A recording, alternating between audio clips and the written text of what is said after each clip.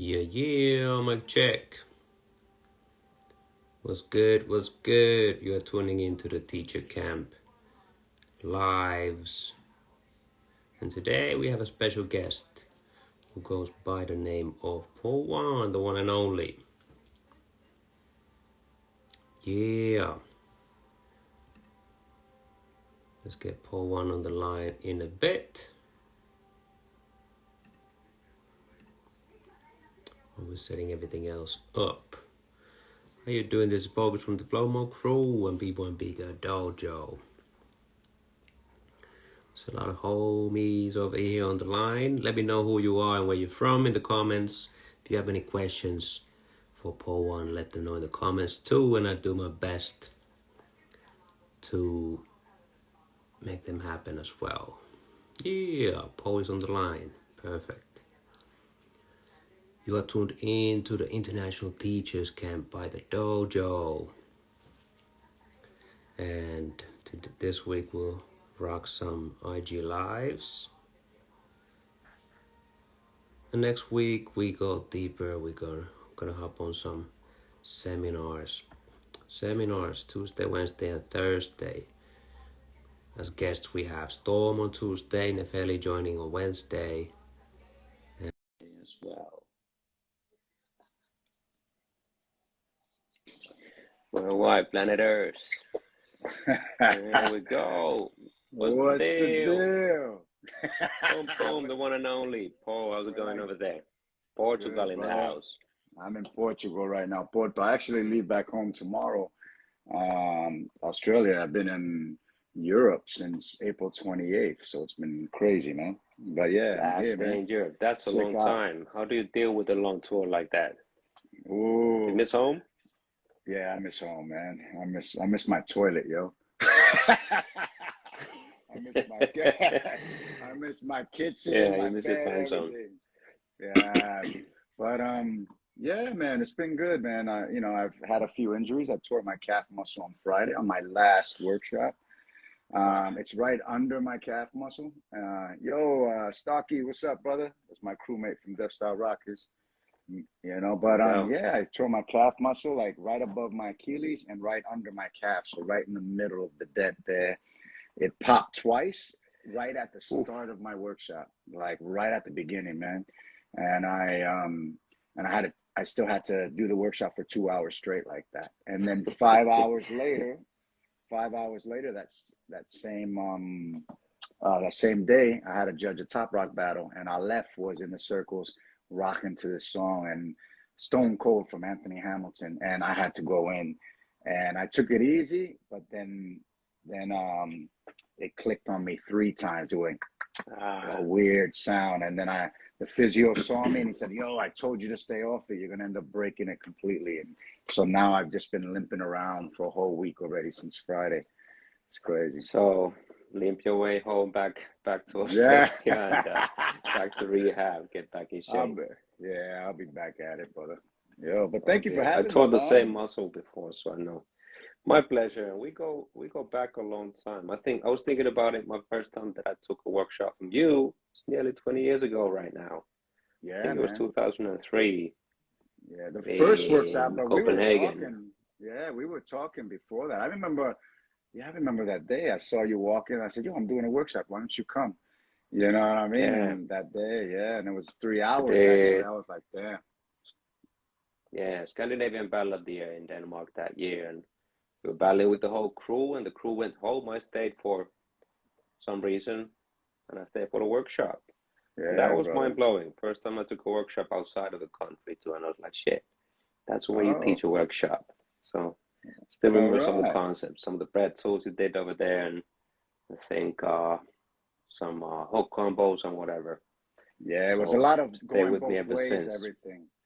Yeah, remember I had everybody going both ways, and you were the only one that could actually do switches and babies perfectly both ways. And I was like, wow, you're the only one in here. And I was asking people, like, how long you been breaking, like other people?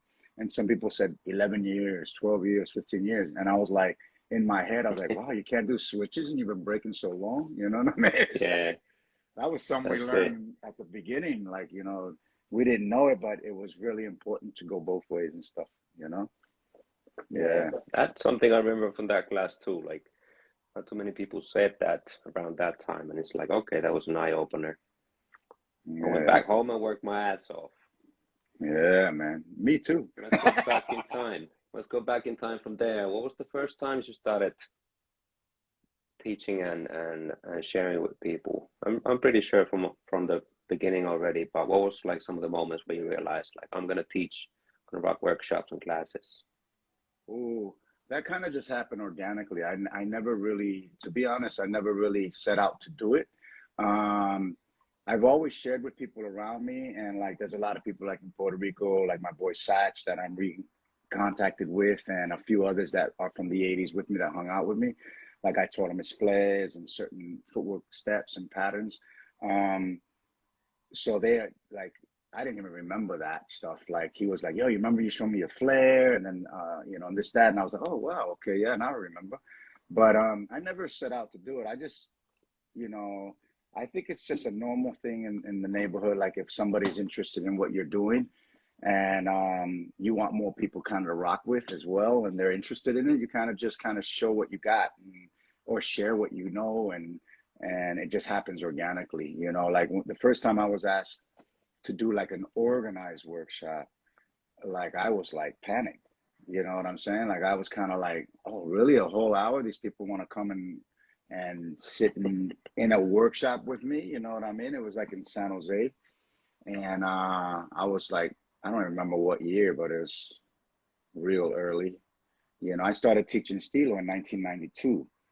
You know what Hmm. I mean? Like he was and his boys, like Sammy Smooth, and a lot of the other guys. But Stilo was kind of like the one that kind of made me really want to take people under my wing in Puerto Rico. Like not many people were doing it anymore, and it was restarting, re-emerging in our area. It was mainly freestyle dancing, and yeah, I was. He asked me to teach him, and I was like, nah, I don't really do it anymore.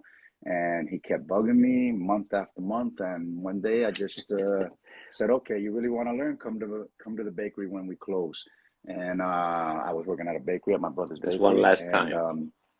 yeah, and then I said, okay, let's do it. And every night he was there with his boys, with Oscar and Omar as well. And yeah, we would train probably until midnight.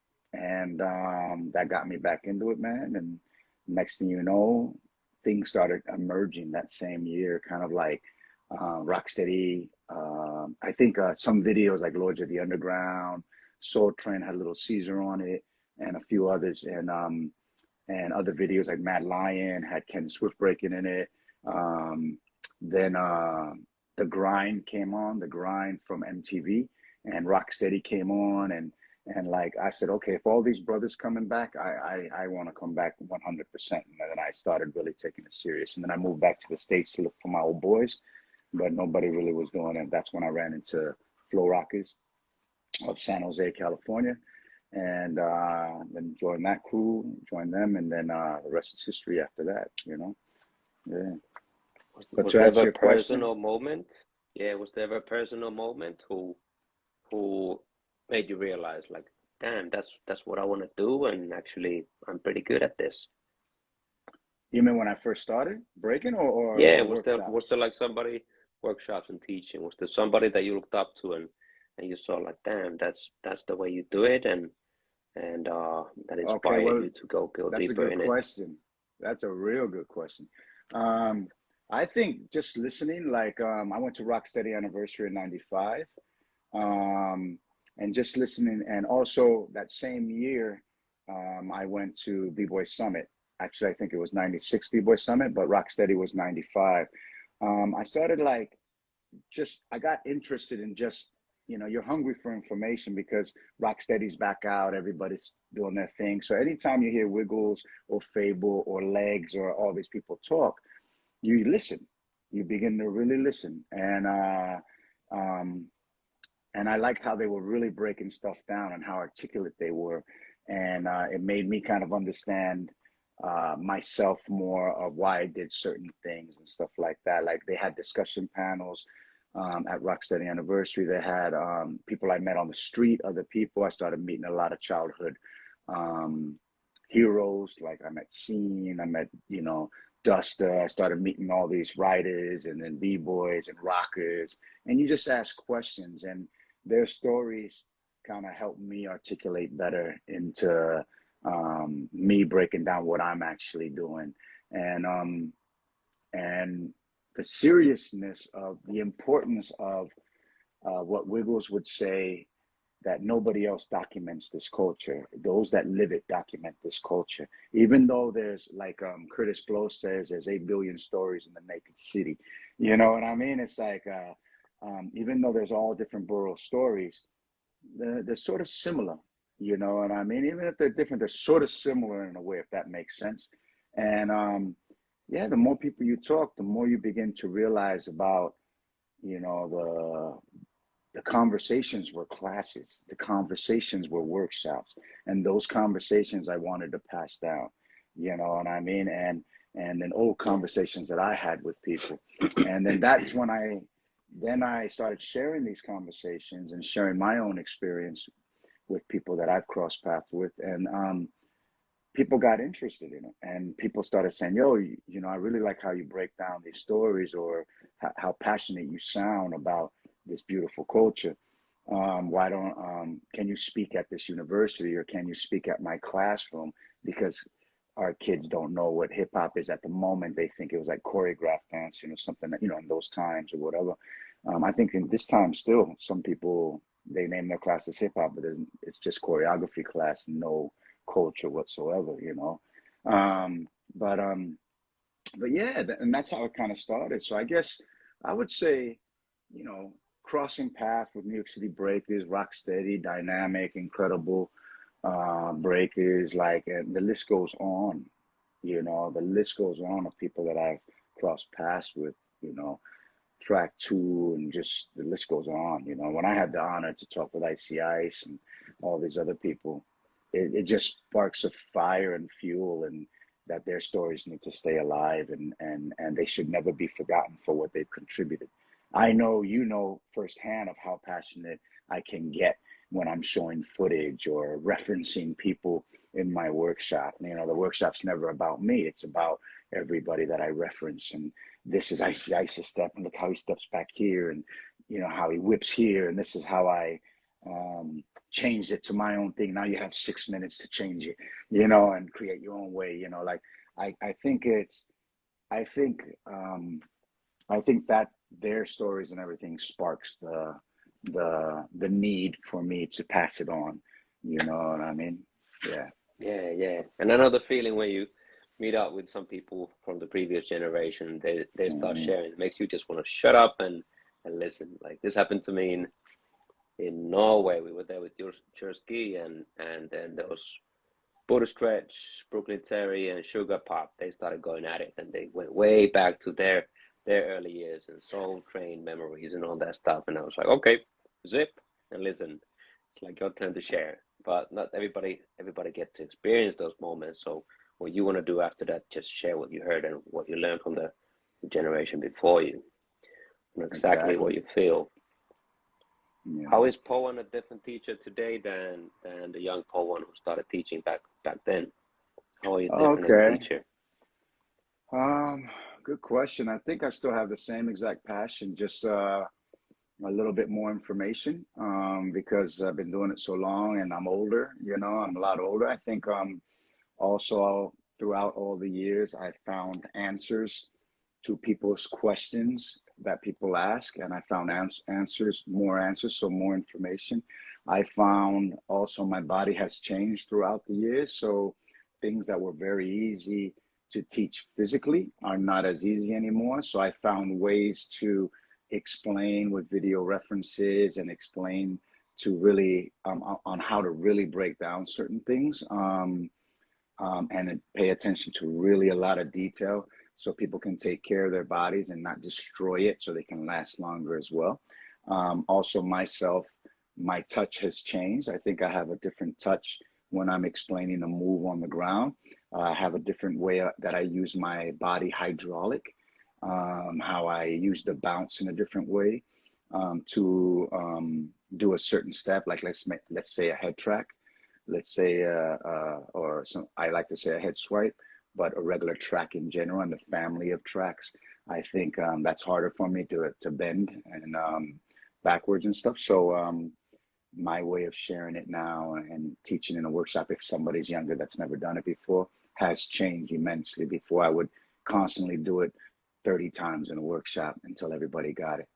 You know, now I explain it, show it, and I really do it just a few times, and then I know where to place my hand under their waist, under their shoulder to help guide them so they can do the twist and transition where they catch and stuff like that. Yeah, I think that has changed a lot.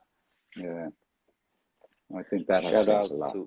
Shout out to Fuego, shout out to Mouse, shout out to Poe One tuning in. Yo, Ty, how about the students? Ty's on the line too. How about the students? How have the students changed? You taught somebody in the 90s versus teaching somebody in 2020s. Are the students any different? There's a lot more information around, but is the approach from the student side same or anyhow different from back then? Actually, no, I don't really. I always see where the student is at mentally and spiritually, you know what I mean? What do they want to learn? What do they want to get out of it? Where are they at emotionally with the culture? Like, what do they want to grow out of it? Like, for me, you know, the world moves in cycles repetitively, 360 degrees. It constantly repeats itself. And I see these journeys constantly happen. So I see things repetitively happen constantly. I don't think the students have changed so much. I think what has changed a lot is there is a lot of information for people to get. There wasn't internet before when I first started sharing information. You know, you had to find and dig through VHS tapes and all that. Now you just Google somebody's name and their videos will come up quickly, and you can get things in faster time. So I think what people interested in the culture or students that want to learn, they can get things, access things a lot more faster, really a lot more faster. And which I think helps them learn faster, or maybe not, because sometimes when you watch on footage things, you don't see the touch of the person on how they touch the floor. So I've seen sometimes students really pounding on the ground. They look good on footage, but when you see them in person, they're really pounding on the ground and they're really hurting themselves. Yeah. And I'm kind of like, yo, you got to take care of your joints. You got to take care of your body. So I think what has changed is some people haven't had the direct opportunity to socialize with many breakers all the time. I'm not saying, you know, there's a lot of jams and people go see jams and all that, but I mean, there's a lot of people that maybe have learned through internet and stayed in their studio by themselves, and then you watch them and they finally get to go to a social gathering, a competition somewhere or whatever. They finally get to touch the floor, and then they realize that they're missing the boat in something, and that's when you have your opportunity to share with them about the touch and all that stuff. So I think people's perceptions can be a little bit different sometimes of the culture if they're not mingling with the culture themselves or haven't been in the street, in the social environment where they're learning it from. But once they get into the social environment and really see what's up in the street, they start learning the codes and everything. I think that's when they begin to change, and their taste, the flavor, the taste that they put on top of the moves begin to change as well. You know what I'm saying? Yeah. How about you taught all over the world and all the different continents out there? Is there any change, any difference of based on location where do you teach? Any aspects around the world that people have different as far as classes or students, or anything that you had to change if you travel? Let's say you teach a workshop in USA versus Europe, or Australia versus Asia. Is it the same approach that works everywhere, or do you have to adjust somehow? I have to adjust with translation. I have to make sure I have a good translator if the country does not speak English. If they don't speak English or Spanish, because I could speak Spanish fluently. So if it's not a Spanish or English speaking country, and that country's not used to speaking English, I think it's very important to get a translator that is able to, that lives the culture and is able to break down in their language to the students the deep meaning of what you're trying to say. Because in a regular definition or translation of a dictionary, the word might not mean the same of the way we might break it down streetwise. So I really try to find translators that really know what I'm talking about. Sometimes promoters listen and sometimes they don't listen. But now I really enforce it. Like I really ask for it. And if there's nobody that that they find that the promoter might have a contact with that can translate, in my workshop, usually somebody has been following you for a long time and they understand what you're trying to say, or they understand what you're trying to say, and they understand the deeper meaning. Then I have them themselves translate to the students in the class if I have the opportunity. I welcome the whole class to translate. You know, in the class, I'll ask if anybody hears the translator not translating what I'm actually meaning, please feel free to raise your hand and translate it, because I don't want nobody to miss the boat of what I'm actually trying to say. I don't want it to get lost in translation. So I think the biggest challenge is things getting lost in translation. You know, sometimes people can take things very literally when it wasn't even meant that way, you know? Yeah. Yeah. What about most common problems that you see teaching all around the world? Is there like common themes that you see people having challenges with? If somebody wants to start teaching workshops that they need to address? Okay. A good floor, good place, good location, good size when your workshops start getting bigger. Also value your worth of what information you're giving. I have been to workshops that, like, let's say for instance, my first time in Singapore, there was 475, something like that. You know, like the Battle of the Year, Singapore, I did the workshop inside the venue of Battle of the Year. So there was so many, you know, there was like, I don't know, there was, yeah, about 300, 400, I don't know. And it's impossible to teach a workshop like that and give your advice and pay attention to everybody and give them your value information to each and every single one of them. So I cap it. I don't like to do more than 20, 25 people. I would rather do more workshops and break the amount of people into different hours, so everybody gets the opportunity to get my full attention. So I think people will learn that as they go. I think it's very important, like, to pay attention to the student and not just try to speak from your own perspective. No, we're all there to learn together. Their questions will help you learn about what you're doing as well, because maybe you've never had to break something down before and it's your first time answering the question, and you have to find it and research it. You know what I mean? So I think one comes into a workshop with a very open mind to let things happen organically and learn from those lessons that are happening organically in that moment. And then you apply those lessons for the next one and the next one. So what I like to do is, like, you know, if it's a workshop, let's say I Catch the Flavor at a camp, I think there was about 300 or 275, I guess, 270. That was a bigger hall. Things were broken down into sections, and that was very well organized because the promoters themselves are b-boys and they understand how things can be chaotic, or they've been in workshops when there's too many people and nobody can dance, there was not enough space, stuff like that. So I think these are all things to really pay attention to, that they paid attention to and made sure it didn't happen in their camp or location.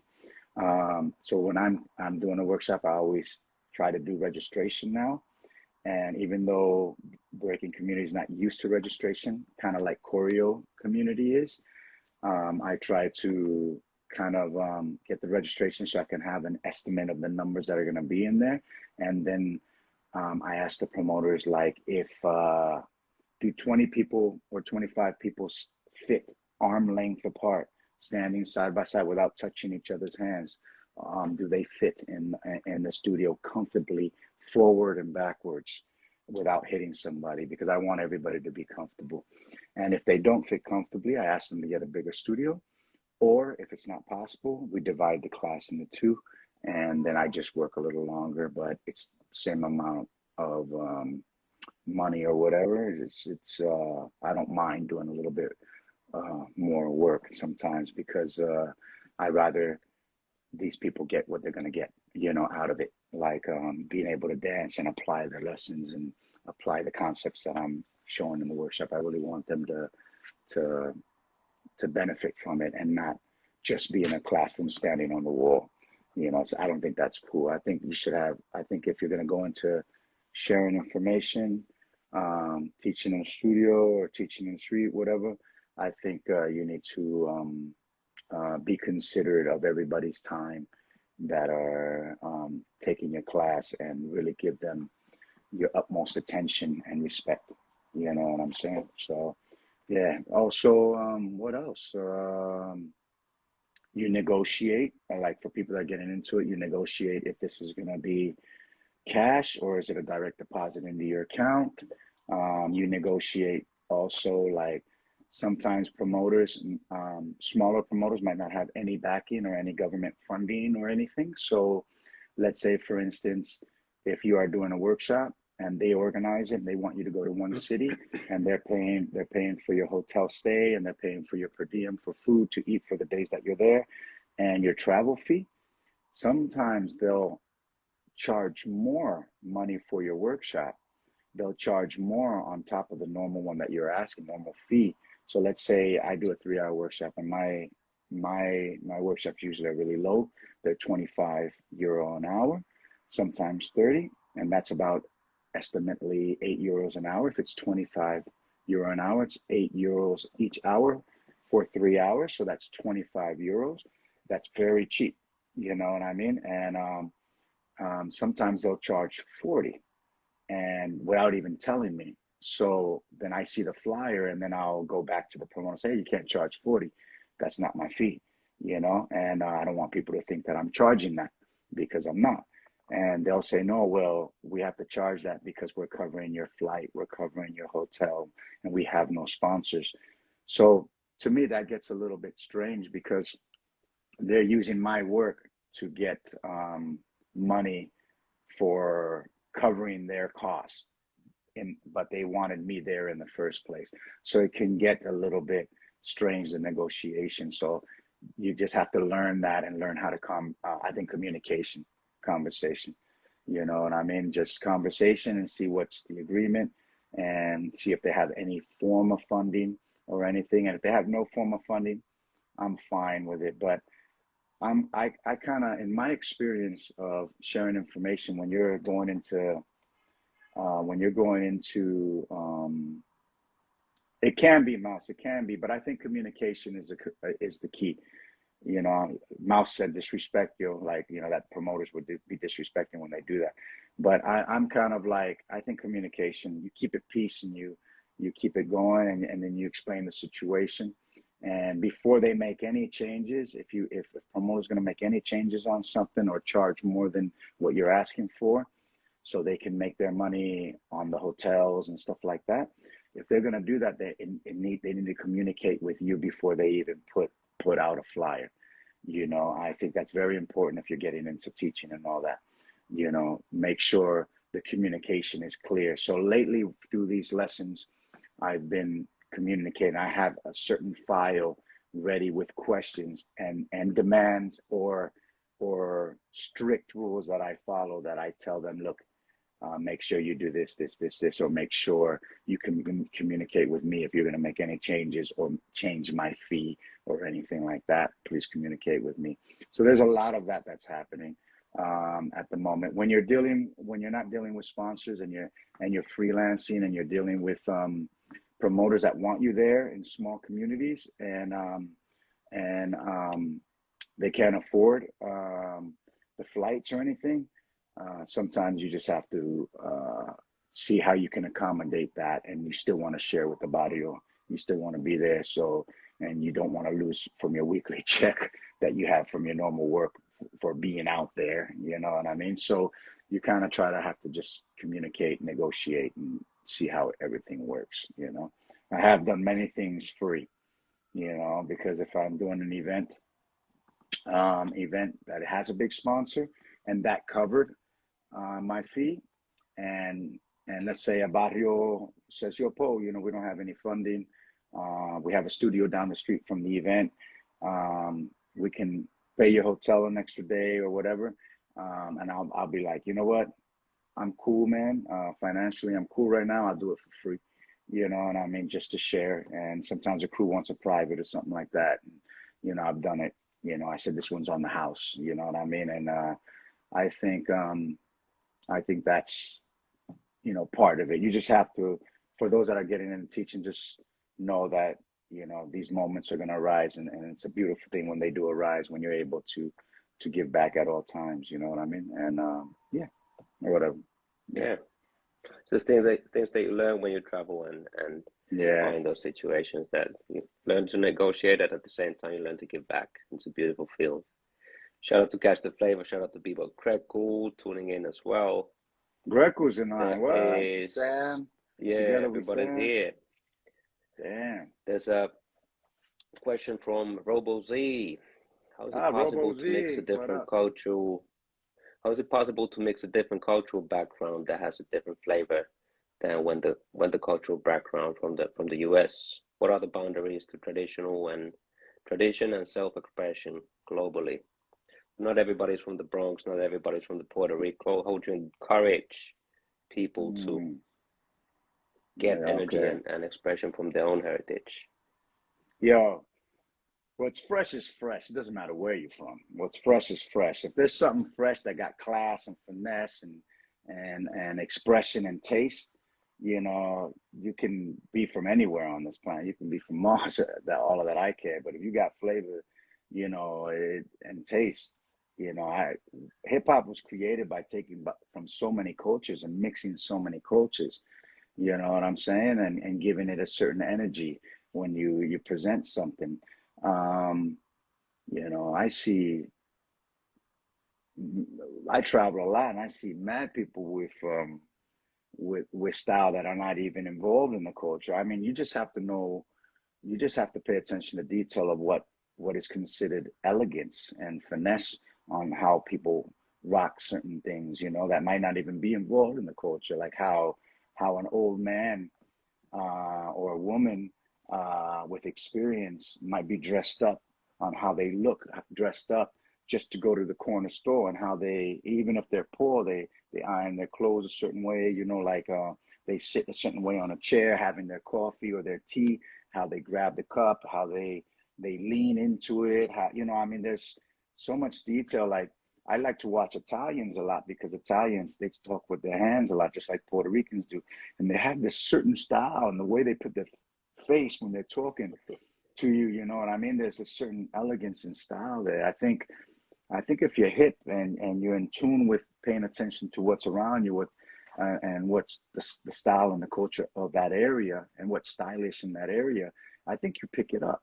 And I mean, I think you eventually pick it up. When I was a kid, I was traveling to many places, like I lived in Bolivia, I lived in Puerto Rico most of my life. I was born in Cali, um, and my father's Bolivian, my mother's Puerto Rican. So it doesn't mean that all because I'm Puerto Rican and Bolivian that I have style. That doesn't mean like that, because there's many people of my culture that don't have style. You know what I'm saying? Or, I'll be honest, like, there's style and non-style everywhere in every culture. There's stylish people and non-stylish people. I think it's just how you uh, observe and and observe society and how you digest that, like how you absorb that, and what you think, um, what kind of you read as body language and posture, and in the posture of people that have some sort of light in the neighborhood, that have some sort of demeanor, a light. They project this aura about them, that they walk in the room and they light up the room. I pay attention to these people, and that can happen anywhere and any culture. People have that knack. So Robo Z, sorry for the long answer, but I think I think just look at society, man, all societies, and see that you got the opportunity to travel to, and see the who's who, and I mean, and pay attention to the who's who, and what makes them the who's who, you know. Study that light, that aura. I think that's where the flavor and style comes from, and that's where you begin to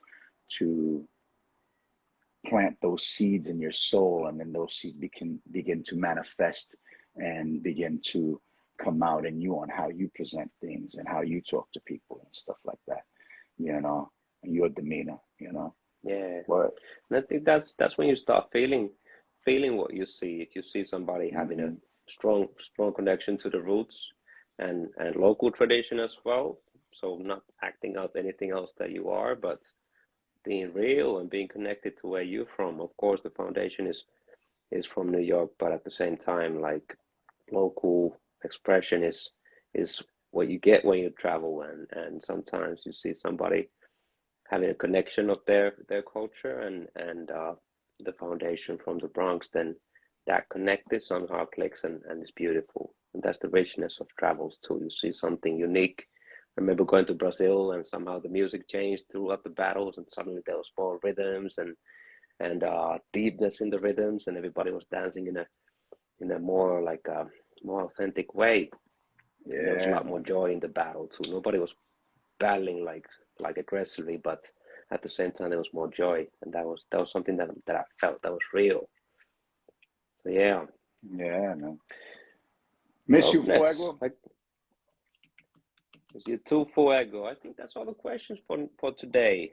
And good building with you. I'm sad we didn't catch up during this European tour, but I guess we gotta I come to know. Australia again, and you gotta come back to Europe. I'll see you on Congrats travels. on congrats on your marriage, man. Focus. Congrats on your marriage. Thank you. Yeah, man. Sad you missed Yo. it, but Yeah, I'll man. catch you on travels. Yo. But yo, I have like does anybody else have a question before we cut off, or we continue, or because you said you don't have no more questions, or what? This was a quick one. Yeah, let me see if there's any other questions. Pop your questions in the chat. Yeah, man. We got How mad much time people we in the got on the house, live? but it's an hour max, I guess. So we've been going for 40 minutes now. All right. Okay, B-Boy Vesa, what do you think of the Trivium judging system? Okay, that's a good question. That's a round for round system. It's still round for round as what we've been using for a very, very long time.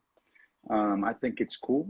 I think any system that helps people understand the art form of breaking and what breaking consists of in a competition format and the recipe of breaking. I think any system that helps people understand more about our art form and our dance, I think is useful in any way. But any system is only as good as the people that are pressing the buttons. That's it. Any system can work greatly with those that know how to press the buttons correctly on what they're looking at and the detail they're looking at. You know what I'm saying? The storytelling, the different drops, the free directions, the energy, the flow, the connections, the originality, and the list goes on, the repeats of everything you're looking for that we've been talking for generation after generation. I do think that sometimes the only thing that I hope in right now, events are getting so packed with competitors. Like, you know, you have 800 competitors, 900 competitors. In China, you had 2,700. I mean, it's like a factory line. And you want to treat everybody respectfully and with value. So if they walk up to you, and they ask you why they didn't make it, or why did they lose, or why did they win, and what can they work on, it's always nice to go back to your notes. With these, with how fast events are going nowadays, and how fast the hosts are calling them up on stage, you're not having enough time to really write your notes all the time. I'm starting to see this with a lot of the judges. Notes are valuable. Notes are incredible for education. You got to write your notes from each competitor. It takes time, but you used to have about a minute to 2 minutes before the next competitors get to the floor. As the competitors that just battled leave the floor and the next one's coming up, you have at least a minute and a half before they start, to 2 minutes. And those minute and a half, you write your symbols and you write your notes, just in case if number 374 comes up to you, you're able to go back to that number and look at your symbols and your notes and tell them exactly what you saw as a judge. You understand what I mean? And I think I've always done this in the past. Very important. I've always been one that people can walk up to and talk to. So I think that got my rep as well around the world. And I think that this stuff shouldn't change. You know, even through prelims and all that, it shouldn't change. You should be able to have your notes. So I think promoters that are letting 500, 600, 700 people enter and are trying to rush everybody through because of the time they only have the venue for 2 days, and they're on a time schedule. They need to let the judges do their job properly, and they need to let us write our notes. So that goes with any system, that goes with anybody. So to answer your question, I think it's cool if people use it correctly, you know, and they let the judge do what they're going to do freely. You know what I'm saying? And that goes with any system. You know what I'm saying? The ones I've used have been different ones. I used one with just a fader, which is round for round, just one fader, which is you vote for the left or the right, and it goes by percentage. And then there's another one with 3 faders. That's like musicality, performance, and something else. Physicality, I think. And you could do those 3 faders a different way. Or there's another one with a bunch of buttons that have repeat, bite, this, that, you know, and those are the harder ones when it's all those buttons, because at any moment when somebody finishes a round, if you look down, you might miss some. If you're trying to press a button, you might miss somebody's entrance. So what's happening now is the competitors are actually waiting until the judges look up. And it's actually stopping the flow of the battle. And I don't like that. I don't like the flow of the battle getting stopped. You know what I'm saying? And I don't like, so I don't like a system that stops the flow. You know what I mean?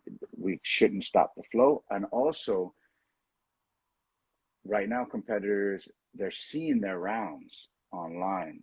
I think they should show the rounds at the end of the battle so they can see what judges voted for who. Because what's happening is they're showing one round and the competitor's standing there waiting to see if they won the round or lost the round. And then it stops the flow of the battle. And then if they lost a round, it dismotivates the other person or gets them really hyped to fight harder or dismotivates them. But a lot of the times it really dismotivates them if they lost that certain round. And then I notice the energy changes on the next rounds that they're waiting to see, because they're always calling it a best 2 out of 3. I think they shouldn't show the rounds until the battle is over. If the computer knows that they won, that one side won 2 rounds already, then they call it and they show it on the screen, and then they don't have to go that 3rd round. Or do the 3rd round and let the other person maybe try to win 1 round, or if the other person won all 3 rounds, and that person basically destroyed the other guy, and the other guy can say like, oh, I got destroyed all 3 rounds. Or I won the last round and I was ready to go more, so it wasn't really a roasting.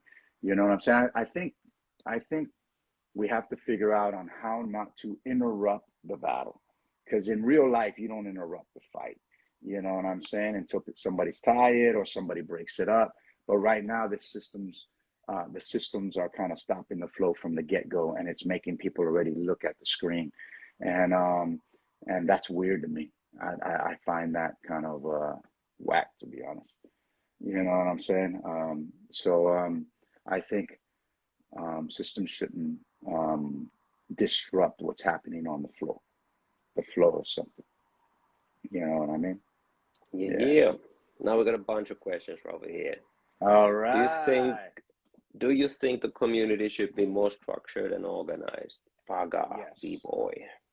Yes. Most definitely. That's an easy answer. We got to stop hating on each other. We got to stop being irrational with each other. We gotta start being cool with each other. We gotta start uh, um, supporting each other's successes, and not have envious with each other's successes. There's a lot of envy when somebody's being successful and stuff like that, and that can stop the process. Many organizations are forming at the moment when I think there should be a beautiful one or two organizations that's representing the culture as a whole worldwide, and then everybody communicates with each other. You know, I mean, that's wishful thinking, but I think we're taking our trauma and our drama that we've learned from the streets, that that we gotten from the streets. I think we're bringing it this into this part of us that can be more successful. I think we need to heal ourselves and not bring that drama or trauma into any business that we're going to do, or any organization or any association that we're bringing in. Because I hear people, I get the backstories of things, and I'm in the backstories of things, like I see it firsthand, and hear it firsthand. And sometimes I hear people talking that I'm like, well, that wasn't cool. Like so and so, like, why this person organizing that? How come it ain't us? And I'm kind of like, what the hell? I wouldn't say that. I'm happy that person's organizing it. You know what I mean? As long as they do a good job and they're coming from an honest place, then more power to them. Let's join. Let's try to help. But if the person's coming from a bad place, then those that are coming from a good place needs to start handling it. You know what I'm saying? Because the person's coming from a bad place, they haven't healed yet, or they still, doing things out of spite or something like that. So we need to come from a good place, you know what I'm saying? And really mean, really, how do we say, want the best for everybody in our culture. Even though not everybody wants the best for us, we want the best for them too. And hopefully their hearts will change as time goes on. You know what I'm saying? And yes, so yeah, to answer that question, yes, we need to be more supportive of each other. And also, you guys, one thing to remember is, do not let the darkness of this world or the things that happen darken your hearts. If you know you're coming from a good place, and then everybody thinks you're not coming from a good place, um, don't let them taint your heart or make you sour of why you do things. Keep doing things in a positive way, and sooner or later, the light will keep shining. You know what I'm saying? Some way, shape, or form. That was a great question. Here we go. All right, a Yeah. few more. Sam, together we stand. Paul, who are the teachers that inspired you in the art of teaching? You kind of touched this already, but let's drop some names real quick. All right. Wiggles, Fable, Track, Ness, Ido Portal, and the list goes on. I could go on and on and on and on. Even you, Focus, even Miles. I think everybody that I've crossed paths with in some way. A lot of freestyle dances, from Buddha Stretch, Link, which you mentioned earlier. A lot of rockers, how they break things down. I like Charlie Uprock, King Uprock, and a lot of others. You know what I mean? Like, I've seen their classes in the past. You know what I mean? I like how things. But one of my main go-to guys when I have a lot of information, this main guys A lot of information that I use is basically wiggles, and then I research from what I hear. I've seen Kenny's class. I love Ken Swift. Um, but most of all, I pay attention to how they move, and when they do talk in interviews and everything like that, and I have the honor to talk with them, I I really, really pay attention to what they're saying. You know, I like how Ness teaches. I like how, yeah, the list goes on. There's a lot of people out there. You know what I'm saying? Yeah. Mm-hmm. All right. What do you think are the keys to keep the local scene and students motivated growing up? It's a question a lot of people ask, like when we build on teaching, people lose their motivation and people move on to other things. How do we keep them in the culture? I know we built on this one earlier, but Yeah. Feisky needs to know. All right, brother. Yo, Cooks, love you, brother. BVD brother there. I've known Cooks so many years. But good question. That's a hard one because not the same thing works with everybody. I let people do their journeys. You know, what I do tell people is that hip hop, first and foremost, whatever part you do of it, whatever you do of the culture, is medicinal. It's for your heart and your soul. It's medicinal, and it'll always be there for you when you feel like doing it. Whatever elements you do, if you rock the mic, if you write poetry, if you know, if you mix, if you DJ, if you write on walls, if you break, if you pop, you know, whatever. If you make beats, all all of that is therapeutic. It's therapeutic for you. So if you find that the fun gets taken out of it, and you start doing something else that's interesting to you, and that's calling your attention, then more power to it. I tell everybody, do what you need to do to grow, because that's part of the journey. That is part of the journey. That's part of your journey. There's many times that I step away. You know what I mean? Um, but but I always say that the floor will always be there, or the wall, or the tables, or the mic, or the drum machine, or whatever will always be there waiting for you. The drum will always be there for you to hit it when it's time for you uh, to let loose a little bit. You know what I'm saying? So I think, yeah, man, I think you just tell them that. You say, look, it will always be here when you feel like coming back, man. It will always be here for you to roll around a bit and to release and sweat when you need to. And some people step away a little bit and they never come back, and some people step away a little bit and come back and never leave again. You know what I'm saying? I think that's all good. You know, I try to, you've heard me say the three journeys before, so I'm not going to say it here. In other interviews, research it, because go to the dojo, and because it's in there in one of my interviews. So go sign into the course, listen to it. The three journeys are always there. You know, there's going to be moments when it's not fun anymore. And there's going to be moments when it's fun.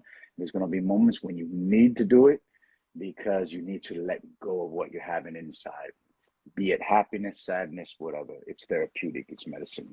You know, it will always be there for you. So You dope. know. Yes, indeed. All right, let's take the last one before the 1 hour cut. Bigger Meow from Germany. The teaching approaches from school have an impact on your teaching and breaking. So Yes. let's say academic way of teaching, school system approach versus learning from the streets. Okay, that's a great question, Meow. I know you. Hello, Meow. I just saw you. Um, it does. Unfortunately, I never really went to like university or got a master's or anything like that, even though I speak at universities now with people with doctorates, with people that have masters and doctorates, which has been an honor. To me, my stuff is street smarts and having good parents that are educational, and my parents really breaking down stuff to me and me paying attention to detail. Okay. But yes, school, the school that I have done in the past, or sports that I have done in the past, on how certain drills were done, or also martial arts, or also boxing, also roller skating. I mean, the drills that are amplified, um, uh, that are applied, the drills that are applied to learn certain things, to learn how to dribble, to learn how to bat when you go to a batting cage, to learn for baseball, to learn how to pitch, drills, how when you're in school and they make you do the dotted line and you have to draw an A when you're like in preschool or kindergarten, you're like this, or memory cards and stuff like that. I think all that has made an impact on me in some way, shape, or form of how I share information in workshops. You know, I think games have taught me a lot. Like when I believe breaking should be fun and medicinal and fun and full of character. And I think when I'm teaching kids, I don't want them to lose the fun out of it, because I had hella fun when I was a kid. And nobody was teaching me. I learned in the street, but we were having a lot of fun. You know what I'm saying? So I think teaching kids, it shouldn't be so, like, if you see kids learning in preschool or kindergarten, most of it's games. Most of it's taught by games, memory games, musical chairs, favorite characters, drawing pictures, painting, this, that. So I incorporate all that into my workshops. I incorporate painting pictures, letters. I use hip hop culture as a reference. I use cartoons as references. I use exactly what I used as a youngin growing up, you know, and I just bring it in. So, and I even use it on adults. You know, you've been there, you know, I tell you, okay, you got 5 ways to show me that one go down that you created. 5 ways, 5 characters. So one is a zombie character, then one is a breaking character, then another one is a, you know, plastic man character. Like, for that one go down, you have to show me 5 different ways of doing it with characters. So for me, that makes it fun for them, and they realize how they can bring in their real life games into the dance. Because, you know, people say this, art imitates what it gets from life, right? Our culture imitates life, but with an exaggeration cartoon feel. You know what I'm saying? We use everything in it. So that doesn't change, and that's how I keep sharing workshops. You know, Amazing. I hope that helps. Yeah. Absolutely. Much love, Focus. Much love, Poe. Travel safe. I hope to see you on travels real soon. Greetings to the family, and stay blessed. Thank you so much for sharing. It's an honor every single Much time. love, brother. All right. God bless you, man. Everybody tuning in. Let's continue with the Dojo's Teacher Camp. Head out to bebodojo.com/teacher camp and book your spots. Yo, Oh, Focus. yeah. Yo, everybody watching, go to the course, y'all. Pass it to the people you think needs it, because the course has a lot of beautiful things. And this is not like a selfish plug or anything. It's one of the only courses out there. You know, it's not the only course, but one of the only that has so many different chapters with so many different people speaking. And Wiggles, the parts that I saw that Wiggles is in, oh my God, he really breaks down some beautiful, beautiful things that will help you just understand just life in general and how you bring it into your sauce. You know what I'm saying? It's just a beautiful, beautiful thing. So, yo, Focus, never lose inspiration and motivation on what you're doing. Keep on rocking, because we're very proud of you, man. And I'm very proud of you, and thank you for this opportunity. Real talk. You know, Proud of you too. I'll see you very soon.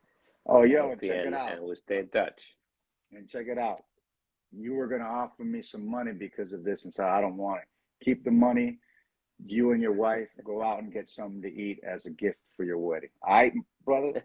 All right? Buy yourself something nice, brother. God bless. All right. All right. We'll do. Much love, All man. right. Stay in touch. Peace, peace, peace. Peace, man.